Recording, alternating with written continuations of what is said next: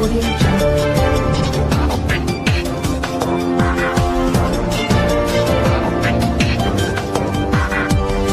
भारत अभियान के तहत में था, शौचालय कितना बना उस पर देखने की जरूरत है। जो बुनियादी जरूरतें हैं, बुनियादी जरूरतों को ही तो देखिए, उसके लिए भी हमने कितना दिया गरीबों को, आज बिना भेदभाव किए दिया। जो भी गरीब है, चाहे हिंदू हो, मुस्लिम हो, सिख ईसाई हो, सबको हमने फायदा दिया। उसको कोई वर्गीकरण नहीं था कि भाई हमारे वोटर को हम दे दे बाकी को छाड़ दें। जो भी भारत सरकार की योजना ये सभी भारतवासियों के लिए है।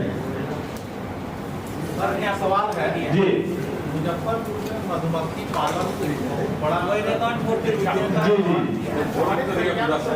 एम्प्लॉयमेंट मिला हुआ था। जी, लॉकडाउन में मधुमक्खी पालन के व्यवसाय को ही तबाह कर दिया। नहीं, ये बात मैं स्वीकार करूंगा। वो जहाँ की गलती है जो उन्होंने हानिग्रहण के रूप में एक नया मतलब एक पहचान बनाई थी, और उसके कारण जो है खासकर जो हानि का जो खासकर लीची का जो स्वाद का जो मधुमक्खी है बातों को रखा।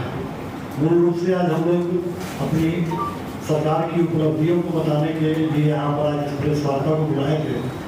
तो मैं अंत में 2 लाइन और इसमें जोड़ते हुए आप आगे आपको अगर कोई सवाल पूछना होगा तो आप लोग पूछेंगे। मूल रूप से हमारा जो मोदी पार्ट 1 जो 2000 से 2019 तक था, जो आवश्यकताओं की पूर्ति का वर्ष था हमारा, और मोदी पार्ट 2 जो है वो भारत की जनता के आकांक्षाओं की पूर्ति के लिए काम कर रहा है।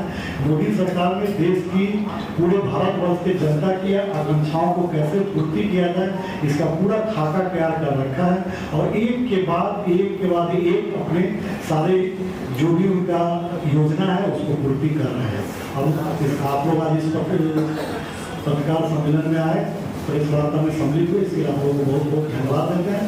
और एक एक करके आप लोगों का जो प्रश्न हो, जिनसे हो, आप पूछ सकते हैं। ये कांग्रेस माइक ले आना। एक परिचय मनीष पांडे जी हम सब लोग के बीच में हैं, और प्रदेश के मनीष इधर आ जाइए, प्रदेश के मीडिया पैनल जो हमारा है उस पैनल के मेंबर भी संयोग से पटना से साथी आए थे। आज उनको ऐसे मुजफ्फरपुर आना था, व्यक्तिगत कुछ काम से आए, तो मैंने सोचा कि परिचय हो जाए। ऊपर चेक है।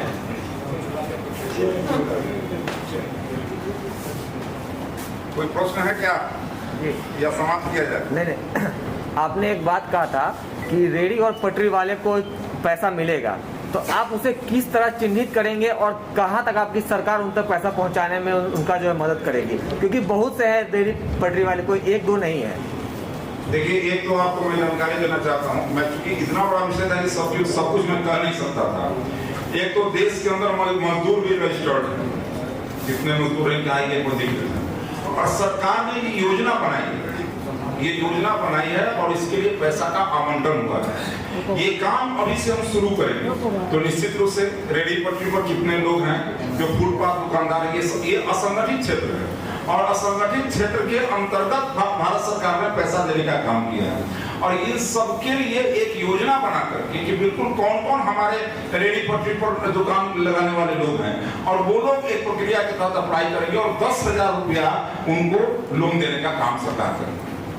सांसद महोदय, आपसे मेरा प्रश्न है कि जो आपने भारत जो 20 लाख करोड़ का पैकेज, उसमें 3 लाख करोड़ MSME सेक्टर, तो अपने मुजफ्फरपुर में ऐसा कौन सा MSME सेक्टर है जो बंद पड़ा है, उसको पुनर्जीवित करने की दिशा में पहल होगा?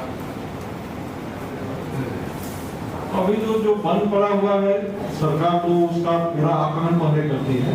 जैसे कि यहाँ पर या भारत सरकार की जो बात कर रहे हैं, तो उसको तो खाली लोग क्लोज कर दिया, उसको पुनर्धार करने का कोई प्रस्ताव नहीं है। और आने वाला समय में आप देख रहे हैं कि मेक इंडिया के तहत या खासकर जो अभी जो चाइना के साथ जो प्रॉब्लम हुआ है, तो बहुत सारी कंपनियां जो है भारत की तरफ शिफ्ट कर रही हैं। और बिहार अब इसके लिए कितना तैयार है, और आने वाला सरकार जो यहाँ पर माननीय नीतीश जी क्या है वो कितना सहयोग करते हैं, उस पर ज़्यादा निर्भर है। बिहार का सारा चीज़ ठीक है, सड़कें अच्छी हो गई हैं, बिजली यहाँ 18 से 20 घंटा है, तो वातावरण जो भी है यहाँ पर कोई मतलब पर्यावरण का भी कोई टेंशन नहीं है। तो अभी जो बिहार के लिए है ये बहुत उपयुक्त माहौल है। अब बिहार सरकार और केंद्र सरकार मिल के जितना ज्यादा, एक तो आप देख रहे हैं कि प्रवासी मजदूर भी बहुत ज्यादा की संख्या में यहाँ है, तो अभी एक चैलेंजिंग मतलब रोल है बिहार सरकार के सामने कि ये कितना रोजगार ला सकती है। भूमि की यहाँ पास कमी नहीं है, ठीक है।